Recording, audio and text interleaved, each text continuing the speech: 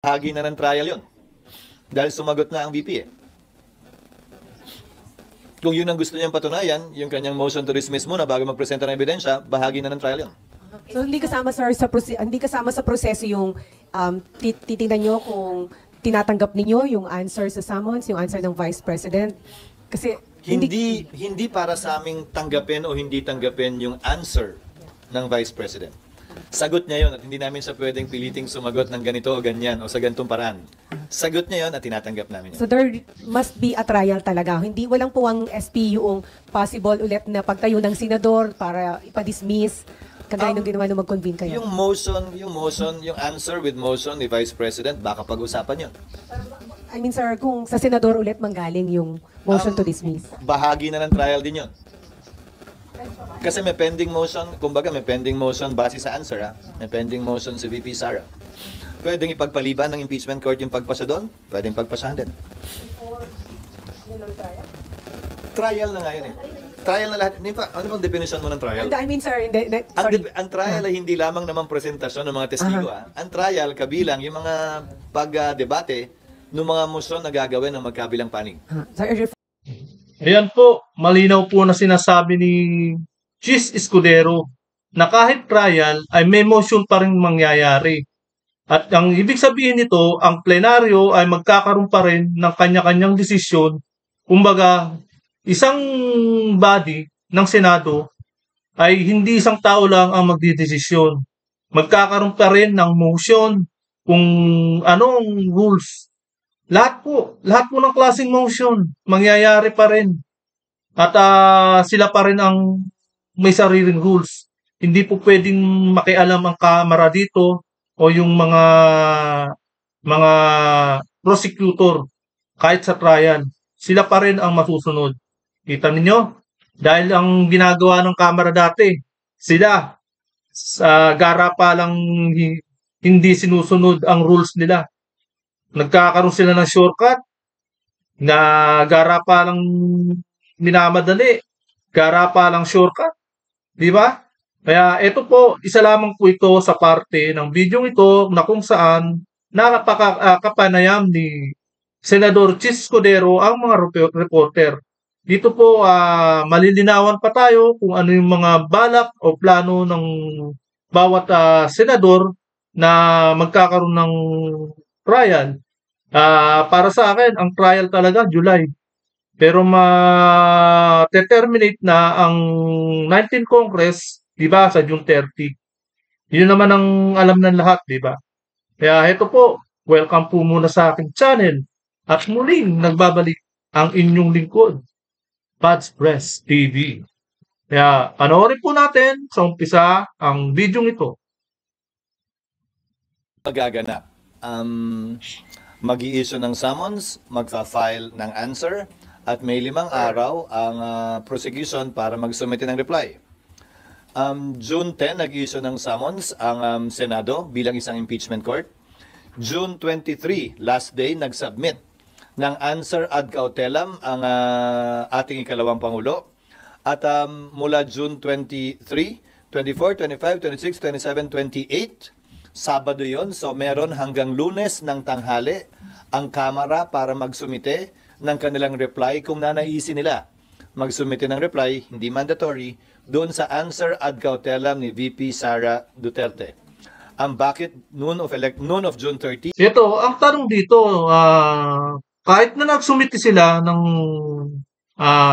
certify para sa pag-comply, hindi pa rin sila makakulusot. Kung yung mga ipinasa nilang impeachment article ay yung dati pa rin na pang-apat. Kailangan yung pinakauna muna yung dapat i-submit nila o i-transmit nila dyan sa Senado. Pero pagdating ng 20th Congress, katakot-takot na tanong, abangan na lang natin dahil preparado na si Marcoleta para sa inyo. Kayo-kayong mga prosecutor na kumawawa kay Inday Sara. Mag-abang-abang na kayo dahil hinihintay na kayo ni Marcoleta. Dahil hanggang doon na lamang yung kapangyarihan at authority ng Kamara at ng mga prosecutors nila na magsilbi bilang prosecutor dito sa impeachment trial.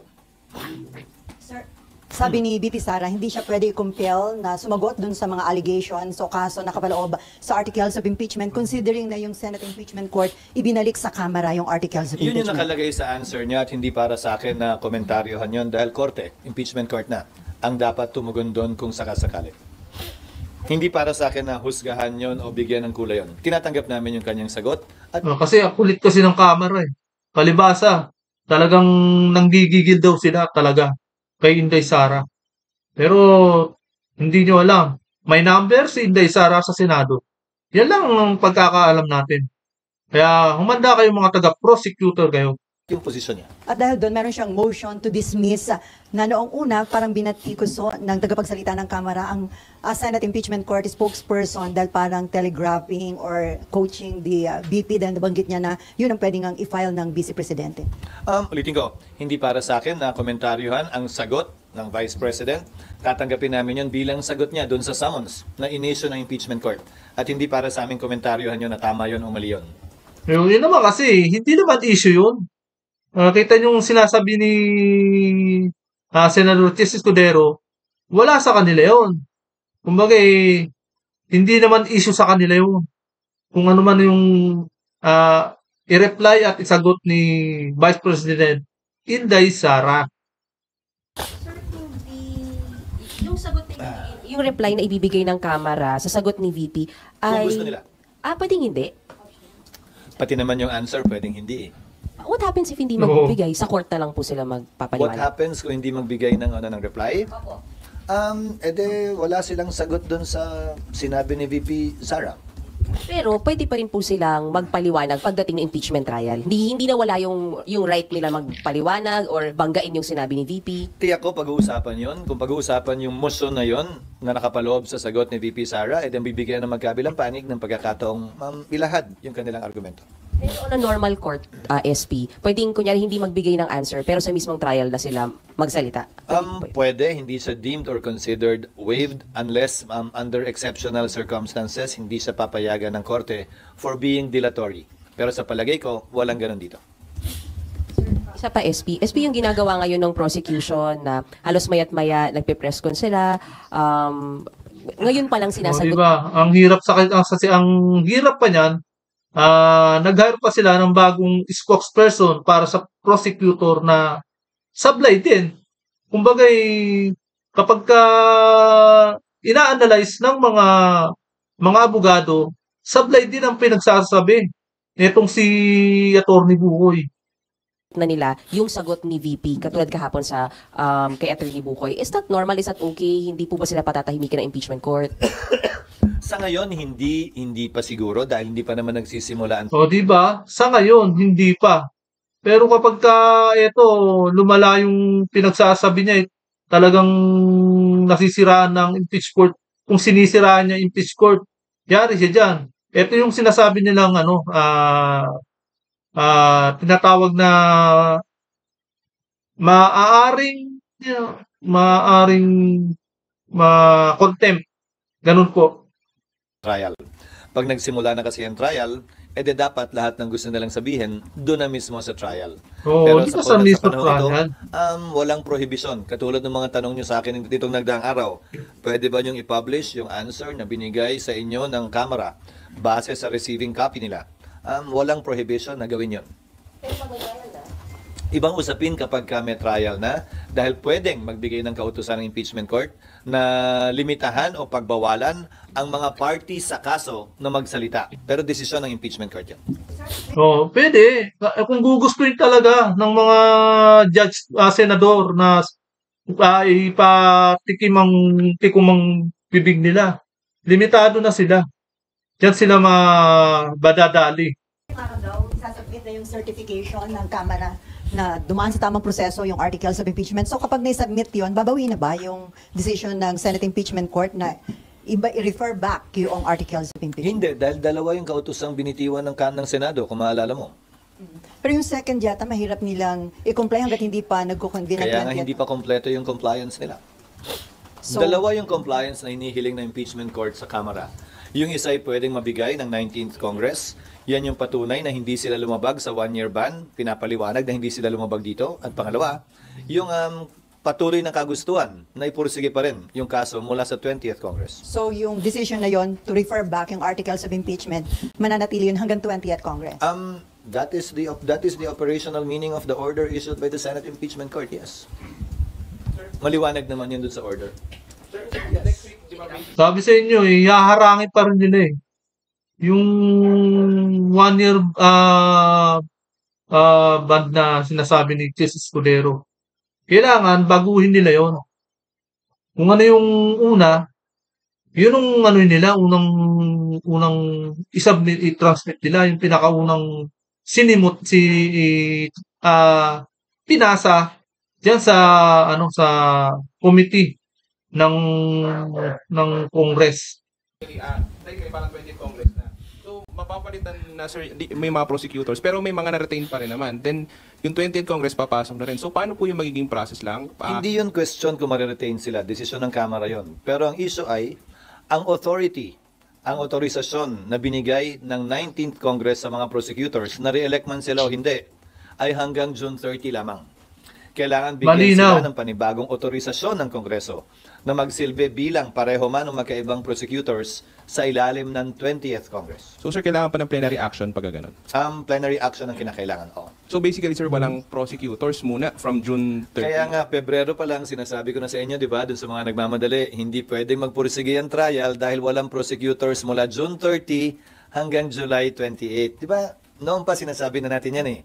Kasi ang tinatansya talaga ng Kongreso noon eh, kung bakit nila huling buzzer beater ang kabagay sinabit nila yung impeachment of article.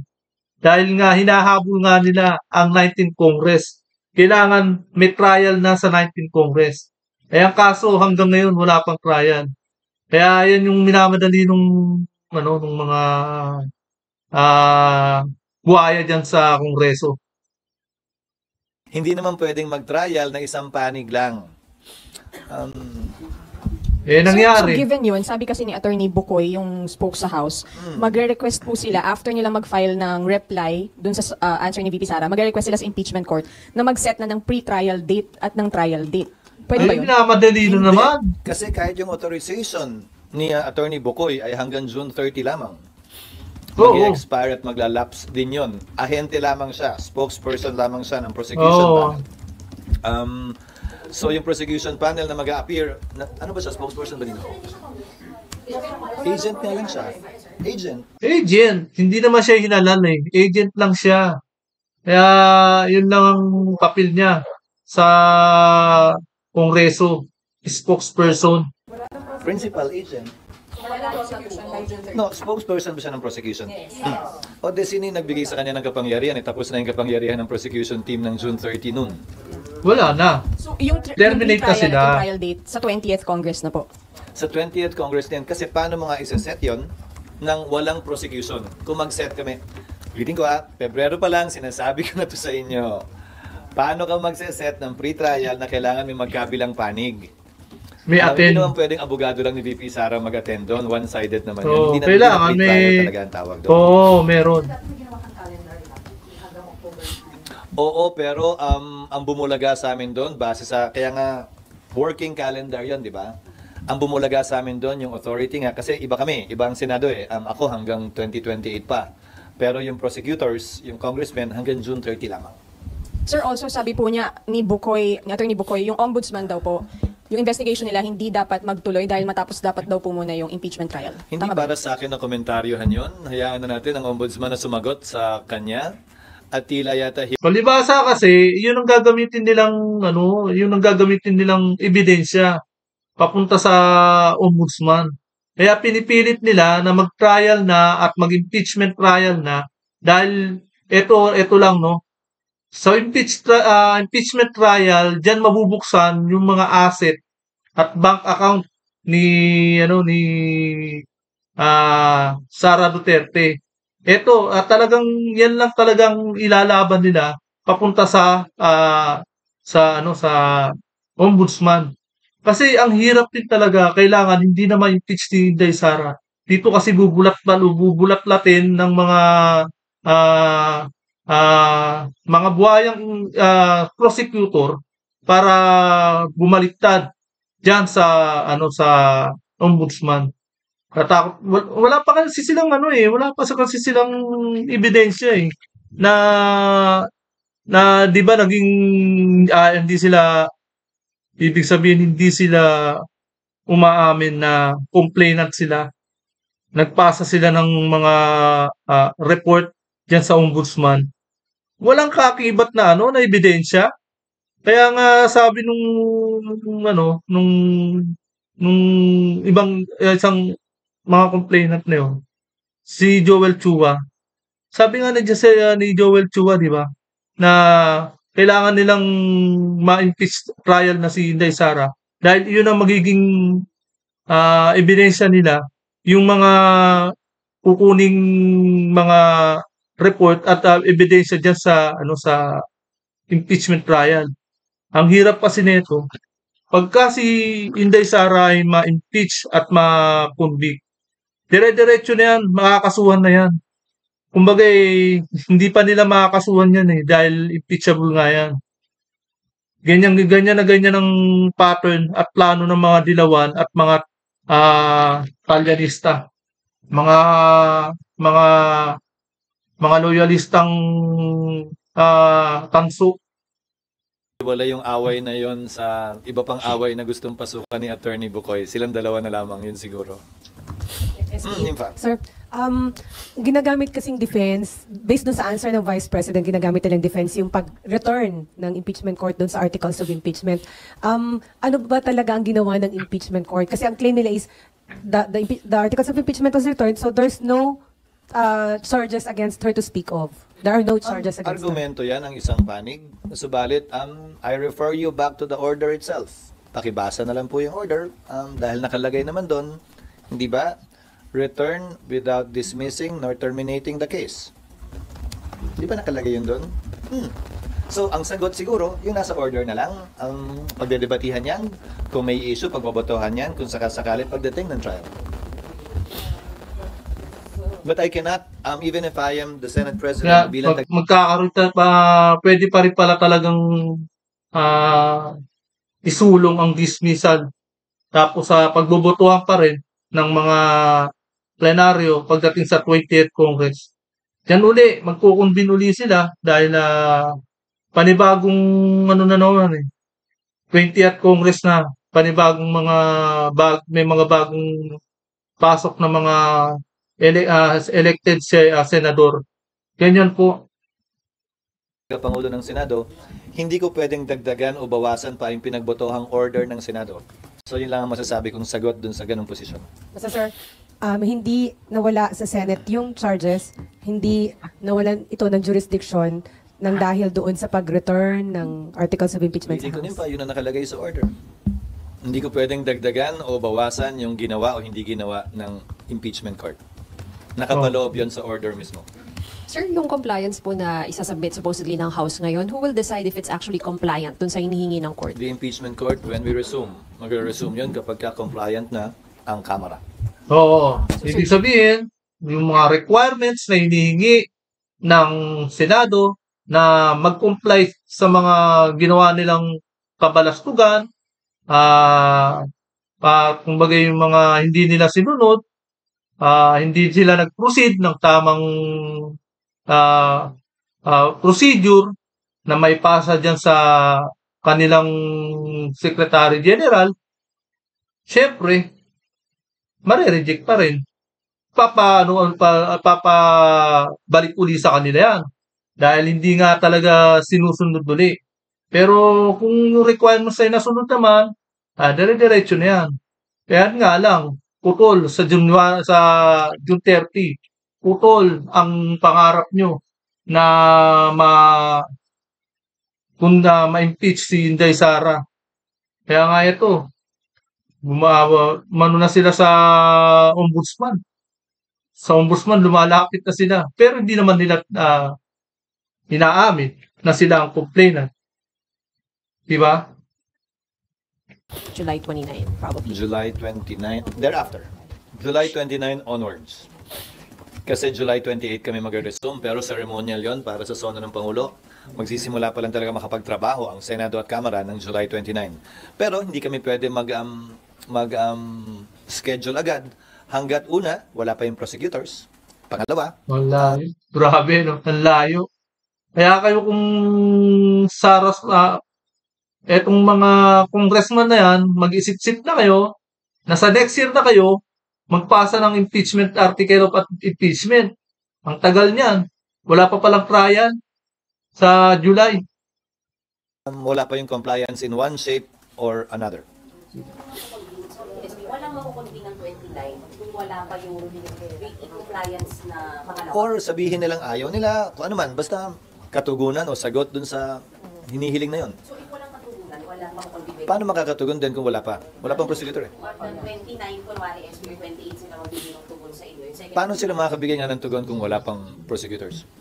They should, again, some things need to be done by the House, given the entry of the new Congress, bago may schedule yung trial. Sorry, ano muna yung mga kailangan gawin para ma-reconvene kayo? Ano po yung dapat?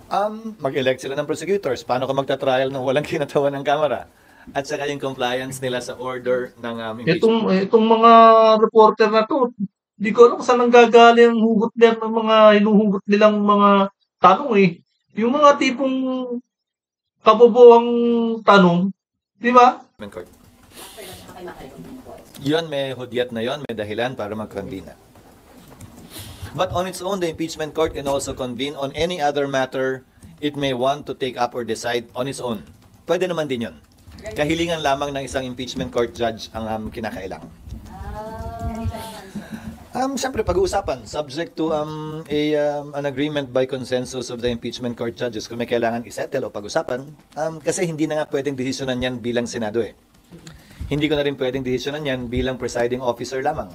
Dapat impeachment court na mag-decide. So kung may issue na mangyayari o magaganap na kailangan pagpasahan ng impeachment court, the court Botohan na naman with the ang rules of mangyayari. court having precedence with respect to practice, ay pwede rin gawin yun. SP, so Hindi. Not necessarily. Kasi ang kinahibahan talaga ng mga kamera, meron sa kanila magko-command na meron nagko-command sa kanila, palibasa, sunod-sunuran lang sila sa kanilang speaker. Kaya kung ano yung iutos ng speaker, sinusunod nila. Kasi pera-pera nga lang eh. Pero pagdating dito sa Senado, lahat sa plenaryo na, nagbobotohan sila. Ito yung talagang ruling nila na nagagawa nila. Hindi dyan sa garapalang kongreso eh. Puro mga garapal ang ginagawa nila dyan. So, SP, kapag na-comply na to, na-comply na ng 20th Congress, yung assignment ng prosecutors and all, automatic kayong magko-convene? Kung ako Or- ang tatanungin, bilang presiding officer, i-convene ko na yun after consulting my fellow impeachment court judges. Hindi Pero basta may prosecutors na rin ha. Hindi, Oh, yes, sir. Hindi May pwedeng prosecutors na. Wala nang debate whatsoever kung magta-trial pa ba kayo o hindi, or no, that will already be part of trial. May answer na eh. May answer na, may reply na. Magiging parte Kung naman pa rin talaga. doon, Ibig bahagi sabihin, na ng trial yun. oo nga, yun nga, bahagi na talaga pala ng trial. Kahit na nagka-trial sila, magkakaroon pa rin ng motion at botohan. Kaya yung mga magsusulong na i-dismiss ang impeachment o yung kaso ni Inday Sara, pwede pa rin. Dahil sumagot na ang VP eh. Kung yun ang gusto niyang patunayan, yung kanyang motion to dismiss muna bago magpresenta ng ebidensya, bahagi na ng trial yun. so hindi kasama, sir, hindi kasama sa proseso yung titingnan nyo kung tinatanggap ninyo yung answer sa summons, yung answer ng Vice President? Kasi Hindi para sa aming tanggapin o hindi tanggapin yung answer ng Vice President. Sagot niya yon at hindi namin siya pwedeng piliting sumagot ng ganito o ganyan o sa ganitong paraan.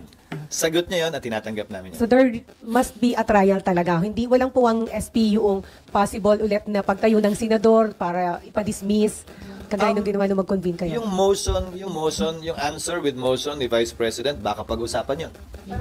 I mean, sir, kung sa senador ulit manggaling yung motion to dismiss. Bahagi na ng trial din yun.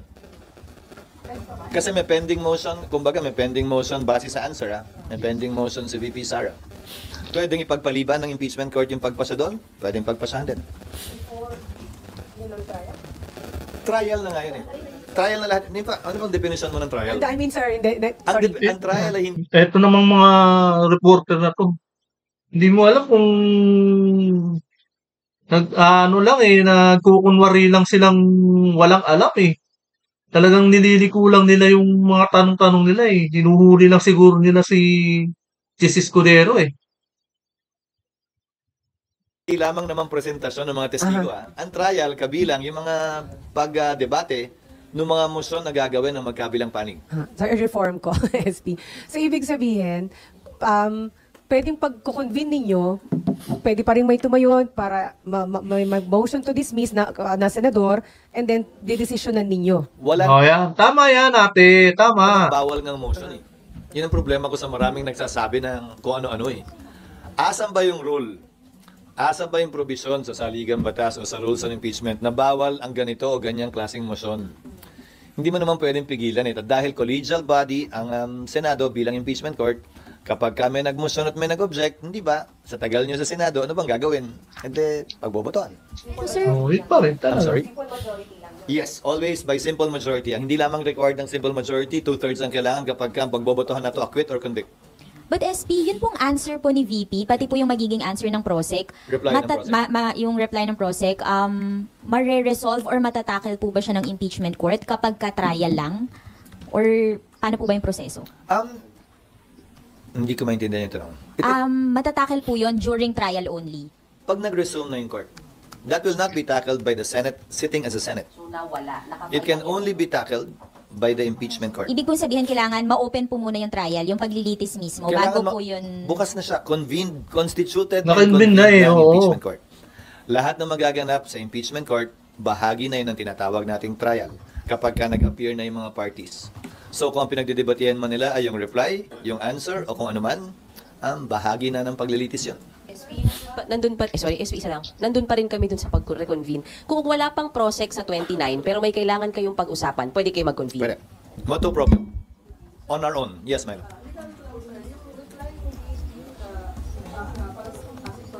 Walang reply si VP. Answer yung binigay ni VP. Answer ad cautelam.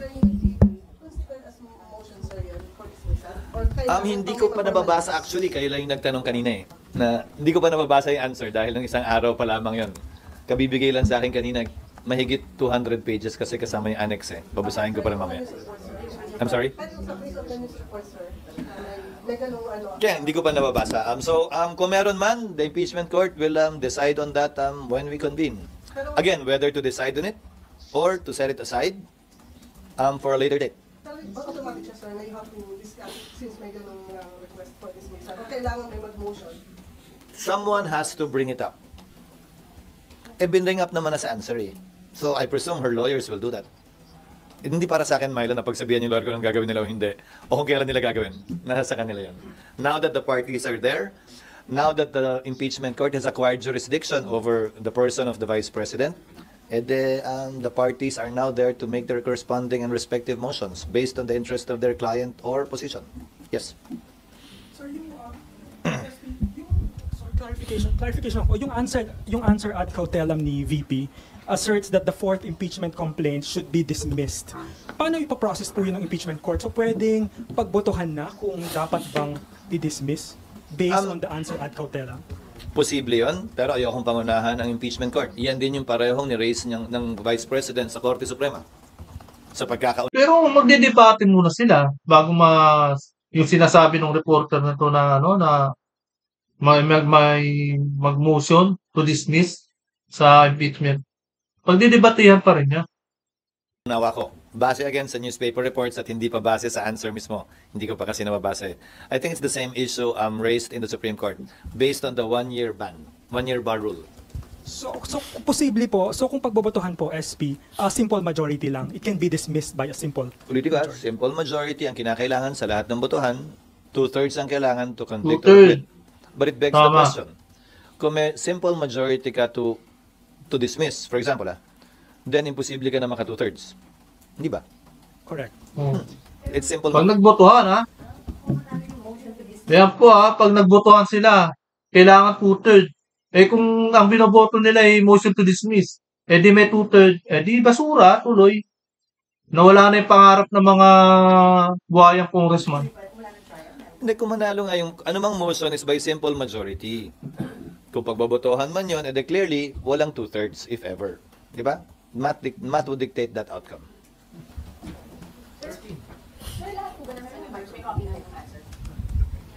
Pinadala na sa kanila electronically kahapon. Nanghingi lang ako ng hard copy dahil hindi ako makabasa ng electronic copy. Sa pagkakaalam ko, wala pa. Yes, ma'am. SP, pero pagkat kunwari dumating na po yung reply ng House prosecutors, nandyan na muna yon. Sa July na natin i-expect yung pagrolyo na nito. Oo, kasi paano kami nga magta-trial nang wala yung kabilang panig?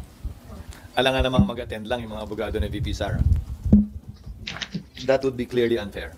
And I've been telling you this from day one, dahil nga late final na ng Kamara ito, aabutan talaga ang June 30. I would have wanted to conduct pre-trial, but I was informed, as I said, na yung authority ng mga abogado on the prosecution side is only until June 30. We did not foresee that at that time.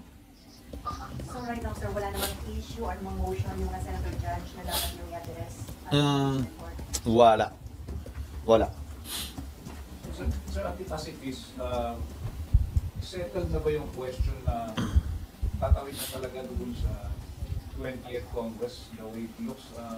Settled ba yun? Sa pananaw palagay ko, dahil nga, kung hindi man tumawid, kailangan mag-convene pa rin yung 20th Congress Impeachment Court para pagpasahan yan. Yung palang tumawid na eh. Pero doon pa lang. Hindi, di ba? Pwede, pero doon pa lang sir, pwede ulit mapag-debatehan yun. Lahat naman pwede. Tandaan nyo, pakitaan nyo ako ng batas, ng rule na nagsasabing bawal itong motion na to. Wala namang bawal na motion eh. Wala namang bawal na... Wala talagang bawal sa kanila kasi rules nila yan eh. Rules ng Senado yan. Kaya yung rules ng Kamara, hindi naman nakikialam ang Senado sa rules ng Kamara, di ba? Kahit na mali-mali ang procedure ng ginawa ng Kamara. Ito nga lang, pagdating sa impeachment, Judge, Senado ang masusunod. Kaya nung remand yung impeachment of article of impeachment, pinagdebatehan nila yan. Eh may nag-motion eh. Kaya nga ganun, nanalo. Diba? Di natuloy na remand yung mga document at sinauli sa mga kamera. Rules nila yan. Nagkaroon sila ng motion, nagkaroon sila ng botohan. Rules po nila yan. Hilingan eh. Wala namang bawal pag-usapan eh. Wala pa ako nakitang rule na ganun. Na sa impeachment court bawal pag-usapan to Hindi mo pwedeng sabihin to. Hindi mo pwedeng sabihin yan. Wala namang ganun eh. Karapatan ni naman na hilingin base sa kanyang paniniwala, anumang nais niyang hilingin. Kapag yan ay gusto niyang pagbotohan dahil may nag-object, edi pagbobotohan. Yama, yun nga. SP, nasa motion to dismiss pa rin ako. Kung may tumayo pong Senator Judge again, and then mag-motion to dismiss, di ba po kaya nyo pinag-usapan nyo nung last session nyo para sabi nyo, sir, ngayon pa lang, maayos nyo na, hindi na tumaulit pagdating ng trial. So kung meron ulit, sir, hindi pwedeng pagbawalan. Parehong ground ba o magkaiba? Tanong. Hindi, pinasubmit namin ang nandun naman kayo, di ba? Napanood nyo yung pag-develop ng motion. Hindi ba? Nagsimula sa motion to dismiss, napunta sa remand, napunta sa return. Without dismissing nor terminating. Hindi ba? Tapos sinabi, hiniling na mag-submit ng compliance na hindi sila lumabag dun sa 1-year ban. Dahil sabi, di ba, sa floor, kung naalala ko ni Senator Win, kailangan natin pakinggan yung Kamara dyan, mag-submit sila ng ebidensya na hindi sila lumabag. So kailangan mapakinggan sila bago pagbotohan to. So, yun yung kinalabasan ng motion, hindi ba? Hiniling ang Kamara na ipaliwanag yun. So kung ang tanong mo sa akin ay ano mangyayari, hindi ko alam. Depende kung merong kontento at hindi kontento dun sa compliance ng Kamara.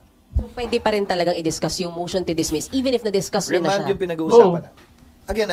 Again, remand yung pinag-uusapan. Pwede yan. Kapag may nakita uli silang butas.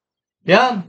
Kahit isa sa mga senador, pwedeng mag-question dyan at mag-motion. Kapag didebatehan na naman, alam niyo kung bakit. Mga hindi na naman sumunod. Baka na naman may butas na naman ng nila sa pagkukumply nila. Hindi pinag-usapan yung motion to dismiss. Hindi pinagbotohan yung motion to dismiss. So yung premise mo, hindi pangalawang beses pag-uusapan yan kung sakasakali. Dahil pinagbitohan ay yung return or remand. SP, this early, SP, meron kasing mga, kaya nagkakaroon din kasi sir ng mga apprehension or mga agam-agam na hindi yung actual na trial, yung nakikita natin na paglilitis ka guys sa korte. Gigil na gigilan because- sila. Sorry. Yeah. Hindi ko trabaho pawiin yun. Nanggigigilan talaga sila dahil yung proseso, ulitin ko. Gaya ng sinabi ko nung nagsimula tayo kanina, lahat ng sinabi ko naman nung Pebrero pa lang pag-file, nagawa lahat yon ng Senado, kaya lang kulang na talaga yung panahon. And then, so may nagsasabi din kasi like former Justice Yan, nagigigil kasi ang Kamara. Umulan ba naman ng pera? Kung ano yung mga pinaggagawa nila. Scarpio, sinasabi na niya na kung hindi magkakaroon ng trial, that would be grave abuse of discretion kung sakaling i-dismiss ng Hindi impeachment para sa court. akin, hindi para sa akin na patulan si Justice Carpio. Hindi ako sangayon sa sinasabi niya. If we're talking presidents, nasan siya ba't hindi siya nagreklamo nung dinismiss ng Senado yung impeachment complaint laban kay Mercy Gutierrez nang hindi kinakonvene ng impeachment court? There is that president. O yan, Carpio. Binalikan ka tuloy sa pinagsasabi mo. Diyan sa impeachment ni Inday Sara, panay ang gawa mo. O ito, sinabi ni Chis Escudero sa'yo. Done by the Senate. Hindi ko sinasabing tama yan. Pero ginawa na yun ng Senado noon. Nasaan siya nung nagreklamo? Ba't hindi siya nagreklamo noon? O, di ba? Tulad ng kasing sigasig ng pagreklamo niya ngayon. O, di nakita ka rin. Baka Carpio. sitting justice or judge pa siya at that time. Hindi lang siya, pati yung iba siguro. O bakit tila hindi nila maalala yung puntong yun? Bagay, mga ibang Dinismiss congressman ng din. impeachment court. Mga attorney. Yung Yan. kaso, nung nag-walk out yung prosecutors kay ERAP at ayaw nang bumalik. So kung halimbawa So, nangyari yun noon, pero nagkaroon ng paglilitis, yung isa hindi nagkaroon ng paglilitis. Ang nangyari noon, kapag ka nag-walkout noon, yung mga prosecutor na sa impeachment ni Erap Estrada, yung mga prosecutor noon, may kakampi kasi yan. Kakampi niya yung taong bayan. Alam niyo kung bakit? Isa lang ang pinanonoran ng taong bayan noon eh. Mainstream media lang noon ang pinanonoran. Hindi kagaya noon, kalat na po sa social media. Hindi na nila kayang bulahin ang mga taong bayan para lumabas ng bahay at magwelga at pumunta sa EDSA. Kasi isa lang po, ang mainstream media lang po ang pinapanood nila na kaya tayong baliktarin. Hindi kagaya ngayon, kalat na po ang social media at hindi na nila mapapaniwala ang mga tao. Ganyan po. Kaya malakas noon, mag-walk out ang mga prosecutor. Di ba? Nung panahon ni Chief Justice Corona, may motion to dismiss na final. Yung depensa nung panahon yun. So that's part of the process. All of these are part of the process. Yung agam-agam nilang biglang tungkol dyan, sa totoo lang, dapat sining napanood na nila yan eh. Di ba? Nakita na natin yan nangyari sa kasaysayan eh.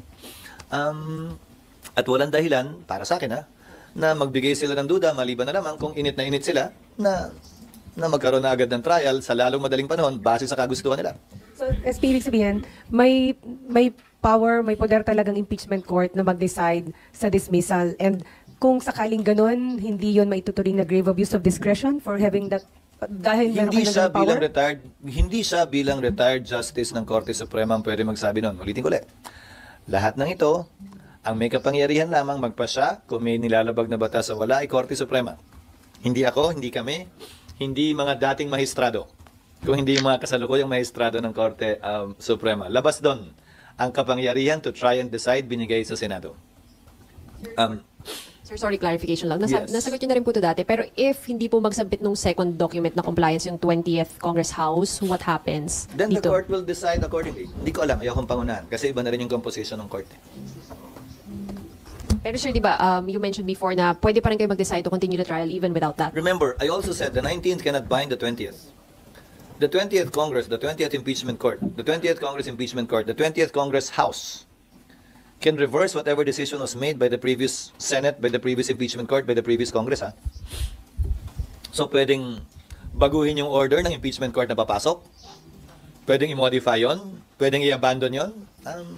desisyon ng impeachment court yun. So, pwede rin pala, sir, na wala silang compliance doon sa number 2 doon sa order, pero may assign silang prosecutors. Lahat yon posible, Nympha. Ayokong pangunahan. Sa tigas ng ulo nila, ayaw nga tumanggap ng pleading, so hindi na ako magugulat kung gagawin mo nila yon. Biri mo, pagtanggap lang ng order, pagtanggap ng pleading, pagtanggap ng answer, pagtanggap ng appearance, pati yon papahirapan, so hindi na ako magugulat, sa totoo lang. Pero magkikita-kita kami sa tamang panahon, kaugnay sa mga ganyang ginagawa nila sa panahong ito. Sir, other issue? O yan. Hanggang dito na lamang po. Napakinggan nyo ang salaysay ni Senador Chis Escudero kung paano at gugulong ang impeachment trial na ang ibig sabihin ay pwede pa rin sila mag-motion, magbobotohan habang nagtatrial, may mga motion at pwede pa rin isulong kung magkakaroon ng motion dismissal, di ba? Sa pamamagitan ng botohan. Kaya halatang asar na rin si Senador Chis Escudero dito sa mga nagmamadaling mga kamera. At alam niya siguro alam niya na rin na sinulong na sa ombudsman ang mga dokumento na report na galing ng government, good government, na hawak naman ng kamera, di ba? Kaya dito, hanggang dito na lamang po. At kung hindi ka pa nakakapag-subscribe, please subscribe my channel para lagi kang updated sa bawat upload ko. Maraming salamat po.